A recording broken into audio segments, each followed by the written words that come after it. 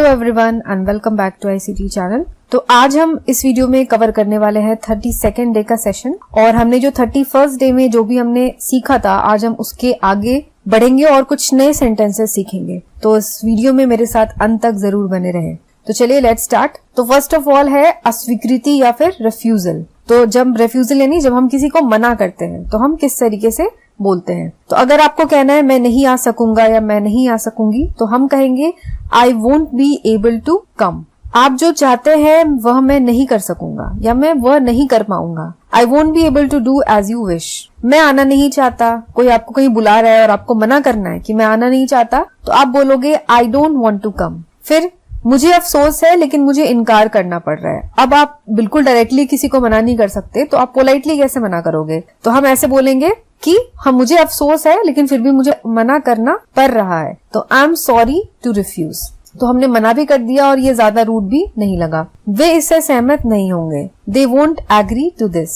यह संभव नहीं है। इट इज नॉट पॉसिबल या फिर इट इज इम्पॉसिबल। अफसोस है, मैं यह प्रस्ताव मंजूर नहीं कर सकता। I regret I can't accept this proposal. तो अगर हम बोलते हैं I can't accept this proposal तो ये वैसे तो बोलने में ठीक है लेकिन ये कभी कभी थोड़ा सा रूड लगता है कि किसी ने डायरेक्टली आपके मुंह पे मना कर दिया कि नहीं मैं प्रपोजल एक्सेप्ट नहीं कर सकता। बट अगर हम बोलते हैं आई एम सॉरी या I regret that I can't accept this proposal तो ये थोड़ा सा जो है पोलाइट वे में जाता है।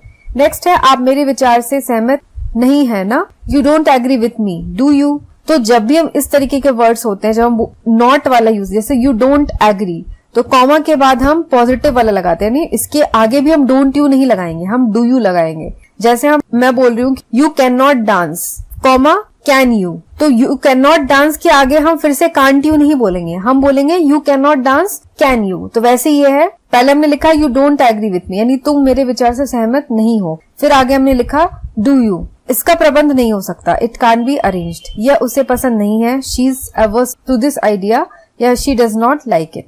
नेक्स्ट है विश्वास या बिलीविंग यानी विश्वास की जब हम बातें करते हैं तो हम कैसे सेंटेंसेस बोलेंगे। क्या आप विश्वास नहीं करते। Don't you believe.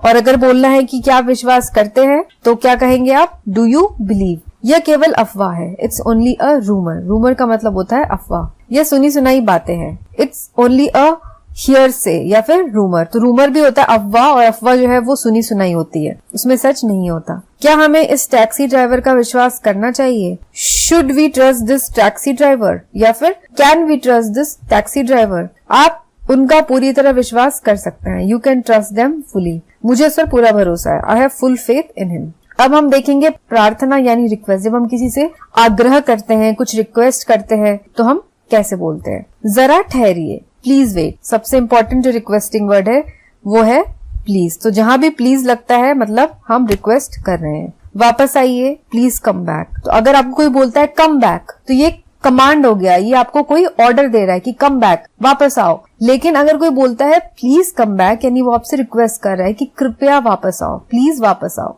तो इस तरीके से प्लीज लगा के हमने इसे रिक्वेस्ट में कन्वर्ट कर दिया। जाने दीजिए, लेट इट बी। जरा यहाँ आना, प्लीज कम हियर। उत्तर दीजिए, प्लीज रिप्लाई या प्लीज आंसर। जरा उसे जगाइए, प्लीज वेक हिम अप। आशा है तुम पत्र लिखोगे। Hope to hear from you. तो जब भी हम लेटर लिखते हैं और जब हम लास्ट में लेटर जब एंड करते हैं तो हम लिखते हैं कि आशा है कि तुम भी पत्र लिखोगे, आशा है कि तुम इस पत्र का जवाब दोगे। तो हम हमेशा लेटर में ये लिखते हैं, बहुत इंपॉर्टेंट है, hope to hear from you या hope to hear from you soon. मेरा एक काम करोगे। Will you do me a favour. मुझे काम करने दो। Let me work. जरा देखने तो दो। Let me see. उन्हें आराम करने दीजिए। Let them relax. जरा कागज पेंसिल दीजिए। Please give me a pencil and paper. परसों जरूर आइएगा, भूलिएगा नहीं। Please do come day after tomorrow. Don't forget. फिर से कहिए, प्लीज रिपीट या फिर pardon, I beg your pardon. आपसे कोई कुछ कहता है और अगर आप उसे सुन नहीं पाते ठीक से या आप चाहते हैं कि वो दोबारा रिपीट करे तो आपको कहना होगा प्लीज रिपीट या फिर पार्डन या फिर आई बेग योर पार्डन। थोड़ा खिसक सकते हैं आप। कुड यू मूव या could you shift a little. क्या आप मुझसे परसों मिल सकते हैं। Can you see me day after tomorrow. मुझे माफ करें। Please forgive me. जरा खिड़की खोल दीजिए। Will you please open the window. सभी से प्रार्थना है कि समय पर पहुंचे। All are requested to reach in time. तो ये हो गया हमारे सारे सेंटेंसेस। अब यहाँ पे कुछ इंपॉर्टेंट पॉइंट्स टू रिमेम्बर है। अंग्रेजी वार्तालाप में प्लीज का स्थान बहुत महत्वपूर्ण है, जैसा कि मैंने आपको भी बताया। इसके प्रयोग से व्यक्ति के शिष्ट व्यवहार का पता चलता है, इसलिए प्लीज का अधिकाधिक प्रयोग कीजिए। केवल हाँ कहना बहुत रूखा और धृष्ट उत्तर है, तो इसके विपरीत यस प्लीज बहुत स्निग्ध और शिष्ट उत्तर है। तो आप किसी को हाँ बोलते हैं तो थोड़ा सा वो रूखा लगता है। अगर आपसे कोई फेवर मांग रहा है तो आप उसको हाँ बोल रहे हैं तो थोड़ा रूखा लगता है, लेकिन अगर आप बोलेंगी यस प्लीज तो वो फिर भी शिष्ट लगता है। तो कभी किसी से प्लीज कहना मत भूलिए। Give me a glass of water मत कहिए, बल्कि इसके स्थान पर कहिए please give me a glass of water. तो हो सकता है आप give me a glass of water बोलेंगे तो आपको भी पानी ना दे, क्योंकि वो सोचे कि आप उस पर ऑर्डर जमा रहे हैं। लेकिन वहीं अगर आप प्लीज लगा देंगे, कृपया मुझे ग्लास का पानी दो या प्लीज मुझे एक गिलास पानी दो, तो वो आपको जरूर देगा। और ये बोलने में भी बहुत अच्छा लगता है, पोलाइट लगता है सुनने में। लेट का प्रयोग सदा फर्स्ट पर्सन और थर्ड पर्सन के साथ होता है, जैसे What a fine weather, let us go to the river या बैंक। कितना सुहावना मौसम है, आओ नदी के किनारे चले। Let them play football, उन्हें फुटबॉल खेलने दो। अब सेकंड पर्सन के साथ लेट का प्रयोग नहीं होता है। तो फर्स्ट पर्सन क्या होता है, आई होता है, सेकंड पर्सन होता है यू, और थर्ड पर्सन होता है वी, दे, देम, दीज, ये होता है। आई का जो अदर है वो होता है वी, अस, यानी आई तो हो गया सिंगुलर मैं, वी यानी हम सब, अस मतलब ही हम सब। तो आई, वी, अस, इन सब के साथ लेट लगता है।